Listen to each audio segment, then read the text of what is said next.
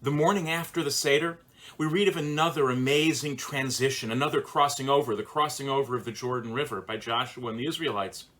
And the imagery is amazing. First go a group of leaders, then the Ark of the Covenant, and then the people follow. And so at any transition, at any moment, it seems this story is meant to remind us, who do we really need out ahead of us as we make the journeys and transitions in our own lives? What really will be at the center for us so that we can make the transition? And who do we hope will follow in our footsteps?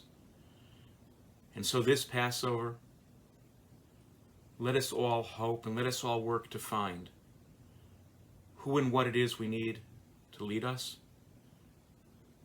who and what we need to stand beside us, and who and what we hope will follow in our wake. And let that too be a part of our successful journey to the freedom, to the better health, and all that which we seek. Chag Sameach, may it be a sweet and meaningful Pesach. Last Passover, we celebrated our Seders locked down in our homes, uncertain when we would be free to do what we always took for granted, hang out and celebrate with family and friends. This year, we celebrate our Seder about to round a corner. Close to 550,000 people have died and millions have seen their livelihoods, life's milestones and dreams extinguished through COVID. And what's also true is we can taste the freedom that's coming. What a perfect moment for Passover.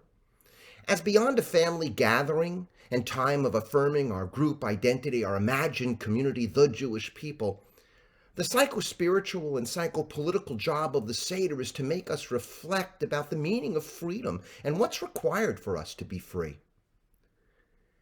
The Seder is a profound meditation on freedom.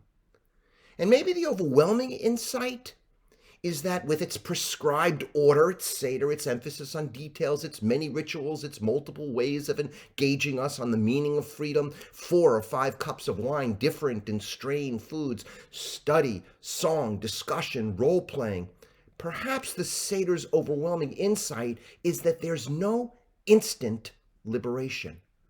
There's no easy, clear, and certain path to being a free person or a free society. It's a struggle individually to be free from our own biases, lenses, and psychological predispositions.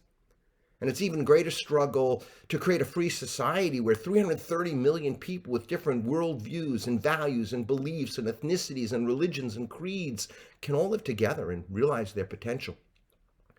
We seek certainty as a way to avoid the complexity of freedom. Whether it's our techno-utopian evangelists or our social justice warriors or our religious restorationists or our mystic spiritualists, all have partial insights into the way forward. But their totalizing answers, especially about who and what to exclude, is an avoidance of the messiness of freedom. The messiness of wandering with real people to ever-promised lands that are themselves always being reimagined. The pace to liberation will always be too fast for some and too slow for others, just like the pace of the Seder itself. When are we eating? When are we eating? With everyone thinking their pace is just right. Can we sing Dayenu, wanting it all while appreciating every step along the way and owning the costs of any pace to freedom that we privilege? The struggle to be free is always incomplete, like our broken matzah is always a mix of bitterness and sweetness, like the bitter herbs dipped in charoset. The struggle for freedom always requires wrestling with the painful parts of our past that we would like to ignore, like from the beginning, our ancestors worshipped idols.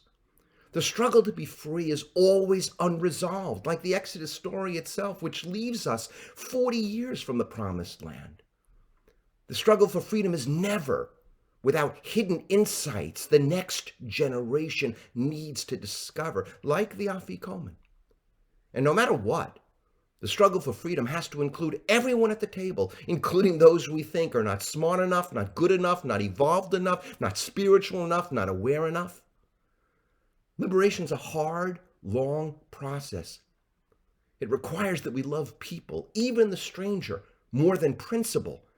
But we don't even know, yet alone love the strange parts of ourselves. Freedom isn't a possession. It's an ongoing question of who we are and who we want to be. In fact, it's many more than 4 questions. If there's anything we learned in this pandemic year of sheltering in place, of an insurrection at the Capitol, of conspiracy theories, of polarization so self-destructively absurd it extended to masks, and of cancel cultures on all sides, it's that freedom is complicated and fragile, that freedom is never secure, that freedom needs to always be earned, protected, better understood, and pursued. This is the message of Seder. I think this is the fundamental Torah of Clal, the Torah of pluralism, a Torah that invites us to realize, oh my God, we really are all in this together. May you have sweet and meaningful Seders. Pesach Sameach.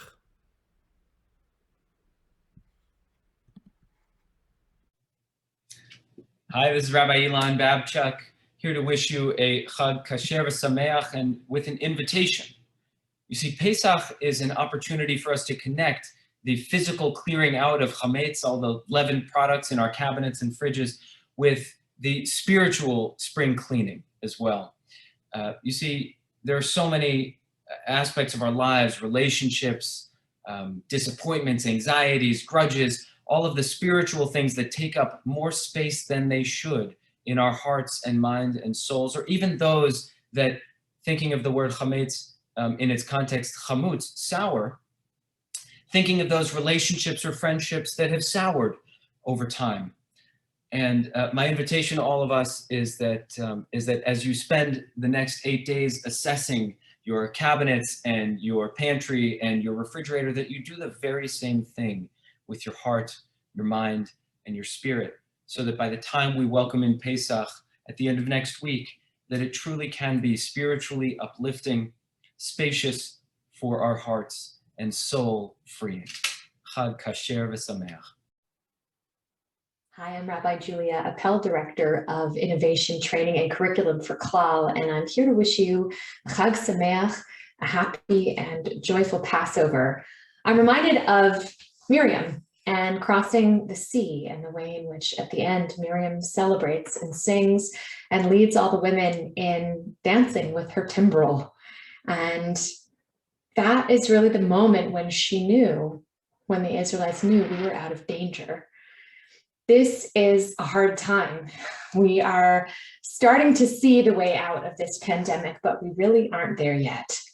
And I'm thinking of all of the ways that I will be joyful when I'm able to hug my sister and my parents again, when I'm able to have friends over or sing in harmony with other people in the same room. And I'm thinking also back to the beginning of the Passover story, back to when the Israelites are getting ready to leave. I guess it's the middle of the story. They're getting ready to leave and they're packing up, and Miriam thinks to bring her timbrel because she has the foresight and the faith that there will be joy again. So as we're in the narrow places right now, in the sort of last parts, we hope, God willing, of this pandemic, let's have hope. Let's have faith and bring your timbrels along, because there is more of this journey to go, but I know at the end there will be joy waiting for us. Chag Sameach, and I hope you have a wonderful holiday.